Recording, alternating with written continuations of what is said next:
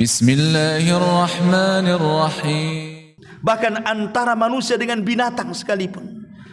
Jadi itu bukan tanda sayang. Karena ada sebagian orang mengatakan kalau Allah limpahkan rizkinya, dia mengatakan Rabbi akraman, Rabbku sedang memuliakan aku, katanya. Kalau diseretkan rizkinya, dia mengatakan Rabbi ahanan, Rabbku sedang menghinakan aku. Tidak, Anda mulia, Anda hina bukan karena kekayaan. Jadi jangan pernah merasa mulia, hai Anda orang kaya, di hadapan orang miskin, dan Anda jangan merasa hina, hai orang miskin, di hadapan orang kaya. Karena rizki bukan tanda dicinta Allah subhanahu wa ta'ala. Inna akramakum indallahi atqakum. Yang paling mulia itu adalah orang yang bertakwa di antara kalian. Perhatikan sebuah hadis yang dikeluarkan Imam Hakim dalam Mustadraknya. Innallaha qasama bainakum akhlaqakum kama qasama bainakum arzaqakum wa innallaha yu'ti dunya man yuhib wa man la yuhib wa la yu'til iman illa man yuhib, kata Rasul.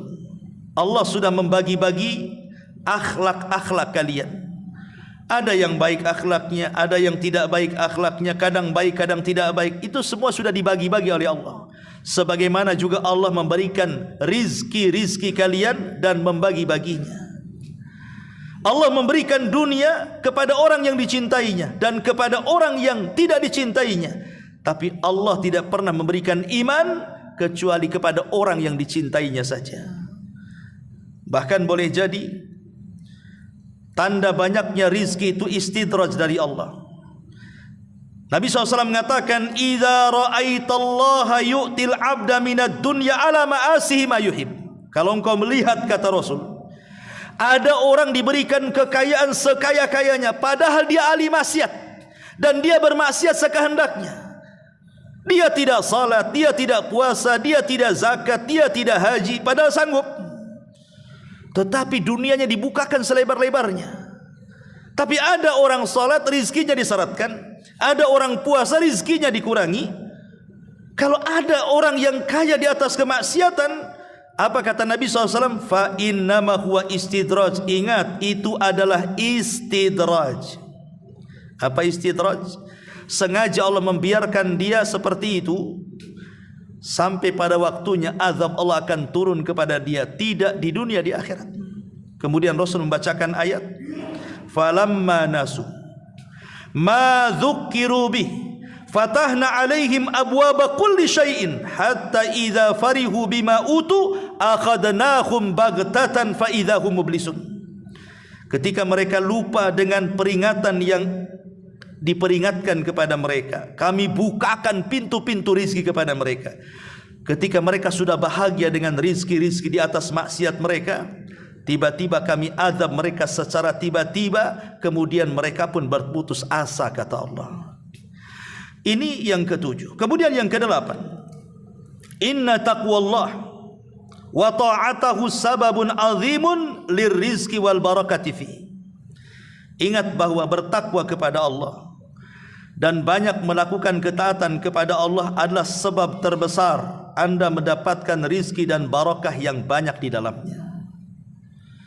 Allah Subhanahu wa taala mengatakan, walau anna ahlal qura amanu wattaqau lafatahna alaihim barakatin minas samai wal ardi. Dalam surah Al-A'raf 96 Allah mengatakan, kalaulah penduduk negeri itu mau beriman dan bertakwa, tentu kami akan bukakan kepada mereka berkah dari langit dan bumi.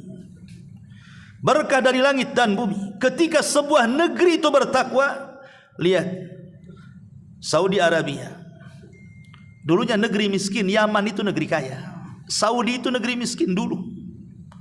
Tapi karena penduduknya beriman dan bertakwa, Allah berikan kekayaan kepada mereka.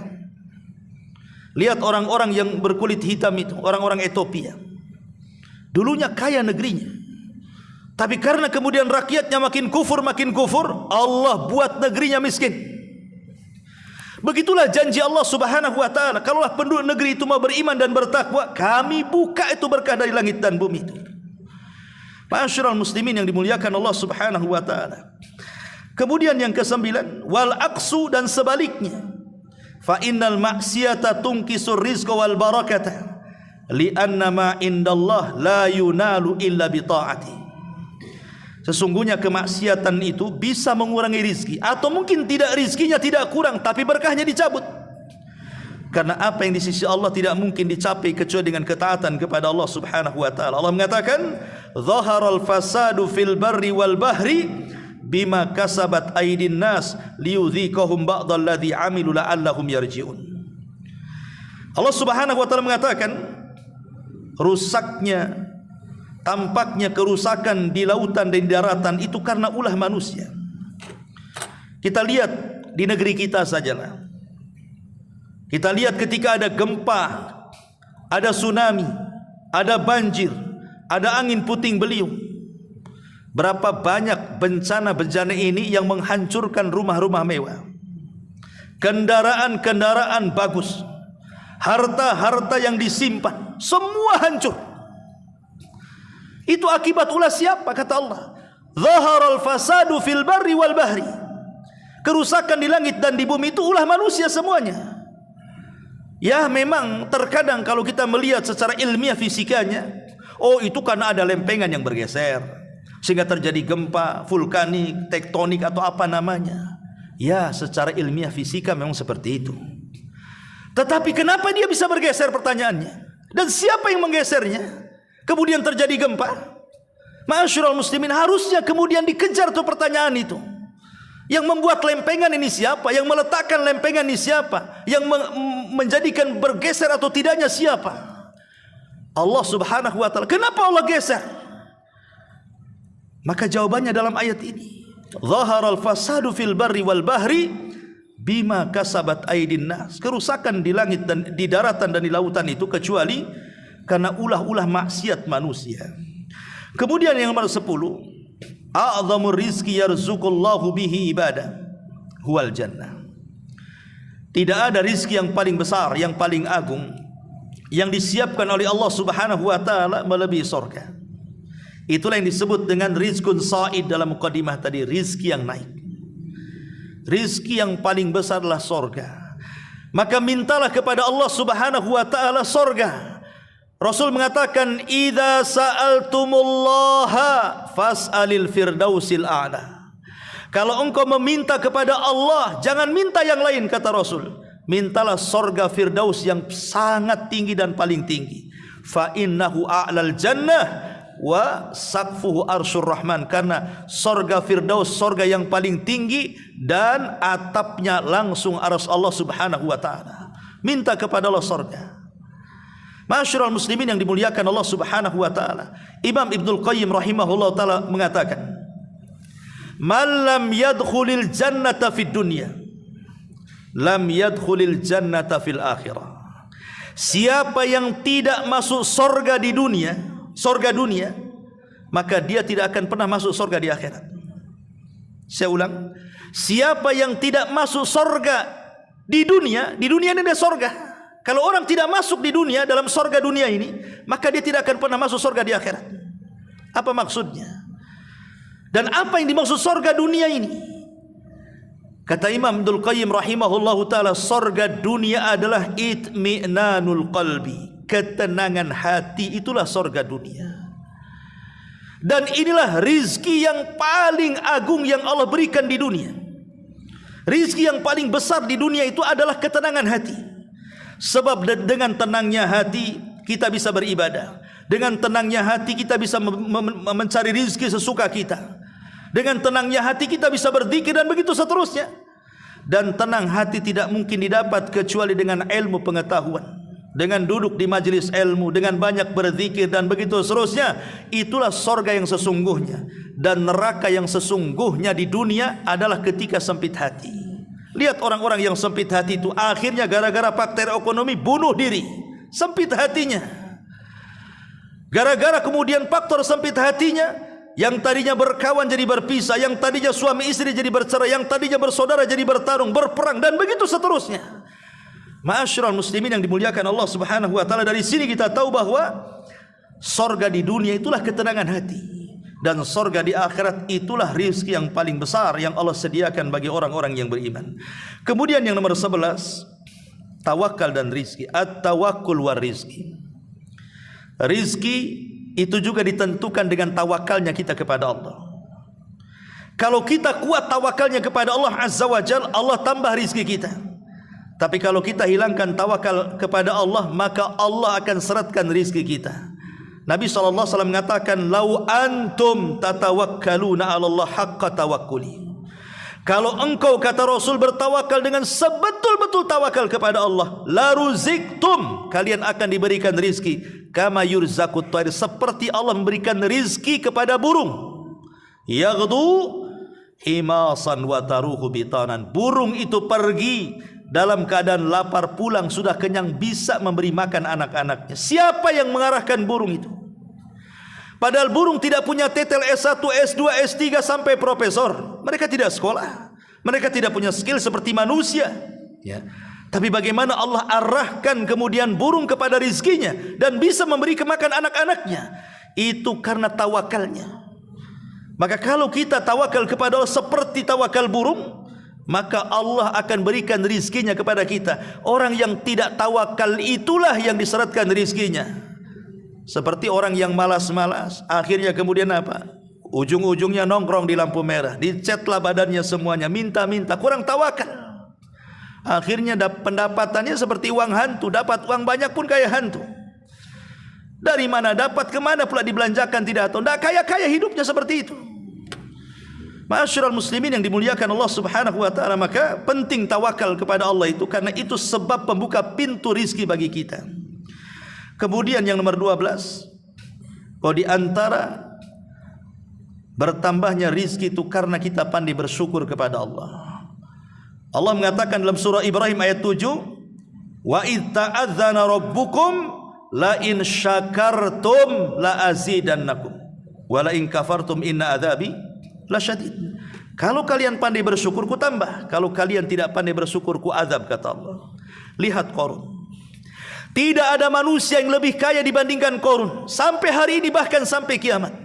Kuncinya dibawa oleh orang-orang kuat. Belum gemboknya, belum pintunya, belum gudangnya. Tidak ada manusia yang lebih kaya dibandingkan Qarun. Sebutkan. Sekaya-kaya manusia dilupakan zaman, tapi Qarun tidak pernah dilupakan zaman. Setiap menyebutkan orang kaya di zaman dulu, mesti Qarun disebut-sebut di situ. Karena kayanya. Tapi karena Qarun tidak pernah pandai mensyukuri nikmat Allah. Dia mengatakan di hadapan Nabi Musa, ketika datang pengepul zakat kepada dia, dia mengatakan, enak saja kau datang meminta zakat-zakatku, katanya. Innama utituhu min ilmin indi. Ini kekayaan ini hasil jerih payahku, hasil keringatku, karena kecerdasanku, karena kehebatanku. Tidak ada hubungan kait dengan Nabi Musa, tidak ada hubungan kait dengan Allah. Ini semua karena jerih payahku. Lihat, dia menasabkan nikmat kepada dirinya, tidak menasabkan nikmat kepada Allah Subhanahu wa taala. Apa yang terjadi? Fa khasafna bihi wa bidarihil arda. Kami tenggelamkan si Qarun dan seluruh kekayaan dibenamkan ke dalam bumi. Sampai ada istilah, nemu harta disebut harta Qarun, nemu dompet disebut dompet Qarun. Semua dikorun-korunkan. Ya. Tapi lihat Sulaiman, di puncak-puncak kekayaannya, di puncak-puncak kekuasaannya, dia mengatakan, hadza min fadli rabbi. Ini semua karunia yang Allah anugerahkan kepadaku. Sulaiman bersyukur. Maka Allah tidak adab Sulaiman. Allah banyakin lagi. Allah tundukkan awan kepada dia, Allah tundukkan angin kepada dia, Allah tundukkan jin kepada dia, Allah tundukkan binatang kepada dia, karena dia bersyukur. Ya. Makanya Allah mengatakan, la in syakartum la azidannakum wa la in kafartum inna adzabi lasyadid. Yang nomor 13, litatma'in an-nufus fa innahu la yanqati'u rizqun hatta tanqati'a anfas sahibihi. Supaya hati tenang. Ingat bahwa rizki tidak mungkin terputus dari badan kita sampai ruh kita keluar dari jasad kita. Rizki tidak akan terputus dari badan kita sampai ruh keluar dari jasad kita. Dari sini Nabi mengatakan dalam sebuah hadis, "Lau anna ibna Adam haraba min rizkihi kama yahrubu minal mauti, la adrakahu rizquhu kama yudrikuhul mautu." Kata Rasul dalam hadis yang dihasankan Syekh Albani, seandainya anak Adam itu lari dari rizkinya, dia tidak mau mengganggu, dia lari dari rizkinya, sebagaimana orang lari dari kematiannya, sungguh rizki akan mengejar dia sebagaimana kematian akan mengejarnya. Karena Allah tidak pernah mewafatkan seseorang sampai disempurnakan rizkinya. Kita pakai logika sedikit. Ketika kita, saya, antum atau siapapun berada di perut ibu kita dalam janin, betapa banyak rizki yang Allah berikan kepada kita. Coba bayangkan, dalam janin, dalam perut ibu, dari segumpal sperma kemudian menjadi segumpal darah, kemudian menjadi segumpal daging, mulai Allah tiupkan roh. Dengan cara apa? Mulai ditiupkan roh itu, itulah rizki yang pertama. Dibentuknya badan, dikasih kaki sama Allah. Kaki rizki atau tidak? Rizki. Dikasih tangan oleh Allah. Tangan rizki atau tidak? Rizki. Diberikan pendengaran, diberikan penglihatan, diberikan hati, diberikan akal. Siapa yang kasih itu di perut ibu tuh? Wallahu akhrajakum min butuni ummahatikum la ta'lamuna syai'a wa ja'ala lakumus sam'a wal absara wal af'idah, kata Allah. Allah lah yang mengeluarkan kalian dari perut-perut ibu kalian, tidak tahu menahu soal apapun, kemudian Allah berikan penglihatan, pendengaran dan hati. Dalam perut ibu kita saja kita sudah diberikan banyak rizki, kemudian dikasih asupan makanan, minuman dari darah haid yang terhenti kemudian menjadi makanan si bayi itu. Siapa yang kasih? Karena orang luar tidak mungkin ngasih kepada orang yang dalam janin itu. Itu semua Allah subhanahu wa ta'ala yang kasih. Ketika brojol saja tidak bisa bergerak, tapi Allah berikan insting sehingga dia mengambil air susu ibunya. Kemudian juga mulai Allah berikan kekuatan, mulai bisa bergerak, bisa bicara, bisa melangkah, bisa berjalan. Allah kasih pengetahuan. Subhanallah, rizki Allah itu luas sekali. Dan Allah tidak akan memutuskan rizkinya dari badan kita sampai ruh kita keluar dari jasad kita. Jadi buat apa kita sedih? Kemudian yang nomor 14, an tadhhara 'alal abdi athara fadlillah wa minnahu 'alaihi wa la yajhad an ni'ma fayukhfiha bal yu'lin ni'amallahi 'alaihi syukran lillahi wa hadha mimma yuhibbuhu Allah azza wa jalla. Kalau Allah subhanahu wa ta'ala berikan rizki kepada kita, maka tampakkan asar-asar rizki itu, karena Allah suka kalau seandainya ada orang yang menampakkan rizkinya. Kata Nabi SAW, innallaha idza an'ama ala abdihi ni'matan fa innallaha yuhibbu an yara ni'amahu ala abdihi. Sesungguhnya Allah apabila memberikan nikmat kepada seorang hamba, sebuah nikmat, Allah suka kalau hamba itu menampakkan nikmatnya. Apa maksudnya menampakkan nikmatnya? Ada istilah tahadus bin ni'mah. Contoh umpamanya kita sedang bercerita, saya sedang bercerita kepada antum. Kemudian saya cerita dulu saya pernah sekolah di Yaman. Ini mimbab tahadus bin ni'mah. Saya menceritakan karena saya bersyukur akan nikmat saya bisa sekolah di luar negeri. Saya menceritakan saya sekolah di luar negeri. Bagaimana nikmat belajar di sana saya ceritakan kepada antum ini. Itu namanya tahadus bin ni'mah, menampakkan nikmat. Alhamdulillah, bukan untuk riya. Kalau untuk riya tak boleh. Tapi kalau bercerita nikmat-nikmat dulu yang Allah berikan, alhamdulillah dulu saya pernah kaya, pernah punya mobil, enggak masalah. Tapi bukan dalam rangka takabur, dalam rangka ujub, tidak, hanya tahadus bin nikmah saja. Menceritakan nikmat yang Allah anugerahkan kepada kita. Itu dibolehkan. Ya. Ataupun umpamanya menampakkan nikmat itu kalau kita memang sanggup memberikan pakaian, membeli pakaian bagus, membeli sandal bagus, membeli kopiah bagus, serban bagus, tidak ada masalah. Asal jangan dalam rangka takabur saja, merendahkan orang. Ataupun kita makan dengan makanan yang enak karena kita sanggup membelinya. Karena ada orang-orang itu yang bakhil dengan nikmatnya. Oh, uangnya miliaran, triliunan di ATM, tapi kalau makan ya hanya rebusan pisang, rebusan terong, ya kan? Padahal dia sanggup makan yang banyak, membeli pakaian yang bagus, kadang-kadang kaya tapi pakaiannya compang-camping enggak jelas. Nah, justru Allah tidak suka seperti itu.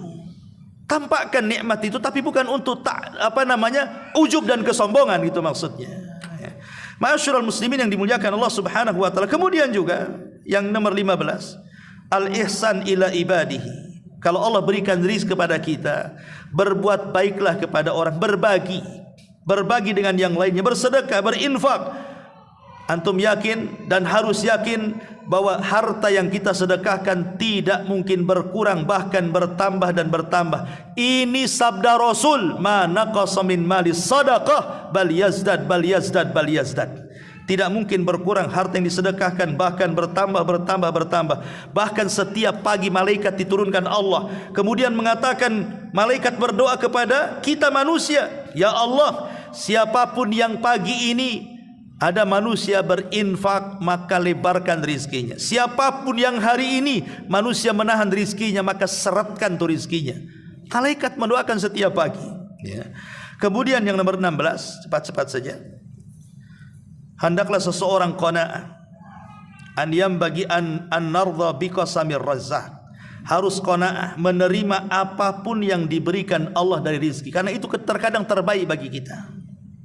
Qanaah inilah yang membuat tenang hati. Jadi Allah memberikan banyak, alhamdulillah, binikmatihi tatimmus shalihat. Allah memberikan sedikit, alhamdulillah ala kulli halin. Begitu doanya, ya. Jadi kalau memberikan ditambah nikmatnya banyak, bahasanya alhamdulillah binikmatihi tatimmu shalihat. Segala puja dan puji hanya milik Allah. Binikmati, dengan nikmatnya sempurnalah amal-amal soleh kita. Tapi kalau diberikan sedikit, bahasanya alhamdulillah ala kulli halin. Segala puji bagi Allah dalam setiap keadaan. Dibedakan di situ cara memujinya, gitu ya. Lah kita harus ridha. Karena kalau kita tidak ridha, gitu kan, sempit terus hati kita itu. Pasti Allah Subhanahu wa taala dibalik memberikan rizki atau menahan rizki itu ada skenario yang kita tidak tahu. Contoh mamanya, ada orang yang dipecat dari PT-nya. Kadang-kadang kiamat itu dunia itu, waduh, seolah-olah Tuhan PT berbeda dengan Tuhan di luar PT. Padahal Tuhan yang di PT sama dengan Tuhan yang di luar PT. Betapa banyak ketika dia dipecat dari PT, kemudian dibuka rizki dengan wira swasta di luar sana, lebih kaya dibandingkan orang di PT. Kan di PT buruh gajinya segitu-segitu saja. Di luar dia bisa berniaga, tidak ada yang ngatur, rizkinya banyak, Allah luaskan jadi kaya. Dia pula lama-lama buka PT. Nah, siapa yang tahu? Itu semua loh skenario Allah Subhanahu wa taala. Maka qanaah itu penting, merasa ridha dengan pemberian Allah Subhanahu wa taala. Di balik itu ada hikmah yang kita tidak tahu. Kemudian yang nomor 17, la tahsabu anna rizqa mujarrada amwalin wa wadhaifin wa auladin faqat. Jangan kalian kira rizki itu sebatas harta, sebatas pekerjaan, sebatas anak-anak. Bal hunaka rizqul arwah. Di sana ada rizki yang lebih hebat lagi, namanya rizqul arwah. Rizki ruh. Rizki ruh berupa apa? Iman, tauhid, ilmu. Itu semua rizki yang luar biasa, yang tidak akan terputus sampai kematian. Karena kalau rizki badan ini terputus dengan kematian, kalau kita mati selesailah itu semuanya. Tapi kalau rizki ruh berupa iman, berupa Islam, berupa tauhid, berupa ilmu, amal saleh dan begitu seterusnya, maka itu rizki yang tidak akan terputus sampai akhirat. Kemudian yang nomor 18, kalau ada orang bertanya, kenapa si anu kaya saya miskin? Kenapa si anu itu sehat, kenapa saya sakit? Kenapa si anu enak, kenapa saya susah? Kenapa Allah tidak adil memberikan rizkinya kepada saya? Kalau ada orang yang bertanya seperti itu, jawab dengan firman Allah surah Zuhruf ayat 32. Allah mengatakan, ahum yaqsimuna rahmata rabbik, nahnu qasamna bainahum ma'isyatahum fil hayatid dunya wa rafa'na ba'dahum fawqa ba'din darajat liyattakhidha ba'duhum ba'dan sikhriyan wa rahmatu rabbika khairun mimma yajma'un, kata Allah dalam surah Zuhruf 32. Allah mengatakan, apakah mereka yang membagi-bagi rahmat Tuhanmu? Kamilah yang menentukan penghidupan mereka dalam kehidupan dunia, dan kami telah meninggikan sebagian mereka atas sebagian yang lain dalam beberapa tingkatan. Ada yang kaya, ada yang miskin. Kenapa? Agar sebagian mereka dapat memanfaatkan sebagian yang lainnya. Kalau satu dunia kaya semua, antum tidak ada cari pembantu. Gimana caranya? Cari pembantu di mana? Semua orang kaya, ya. Kalau semua kaya, nggak ada antum cari angkot itu, semua punya mobil. Kalau semua kaya, COD nggak ada di aplikasi itu. Semua kaya ngapain? Makanya Allah buat ada miskin, ada kaya supaya saling memberikan manfaat di situ. Makanya ada pembantu, ada tuan, ada pelayan, ada bos, ada PT, ada anak buah dan begitu seterusnya. Saling memanfaatkan satu yang lain. Dengan itulah berjalan kehidupan manusia.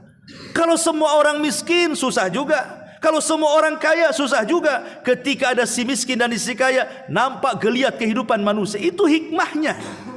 Kenapa Allah Subhanahu wa taala bagikan seperti itu?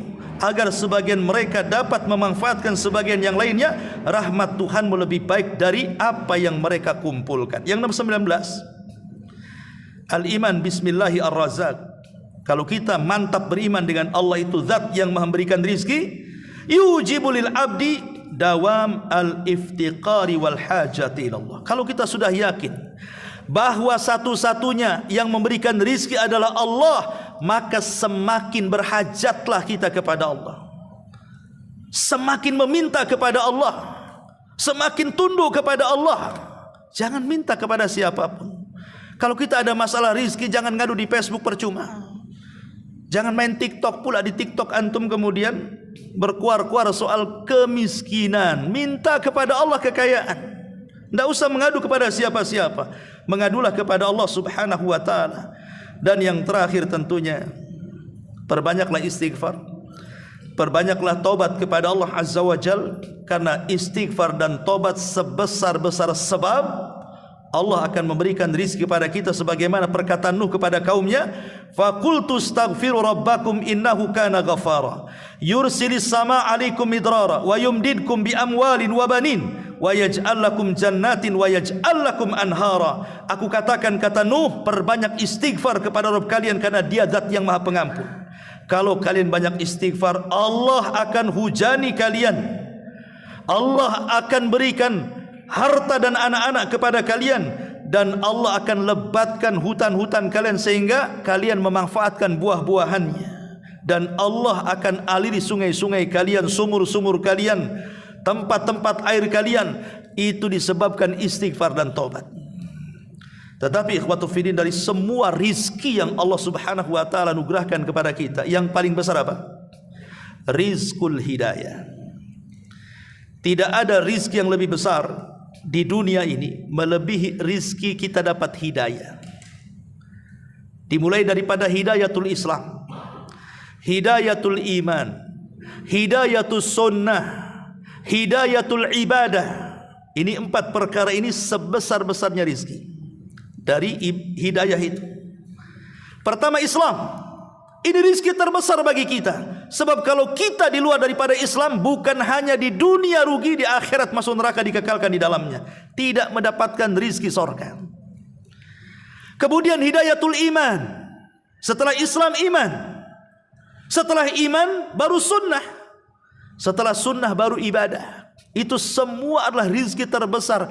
Adapun makan, minum, kendaraan, rumah dan begitu seterusnya, itu terputus dengan kematian kita. Tapi yang 4 ini tidak akan terputus walaupun kematian kita, sampai kita dimasukkan rizki terbesar, yaitu surga Allah Subhanahu wa ta'ala. Wallahu alam. Sudah jam 9.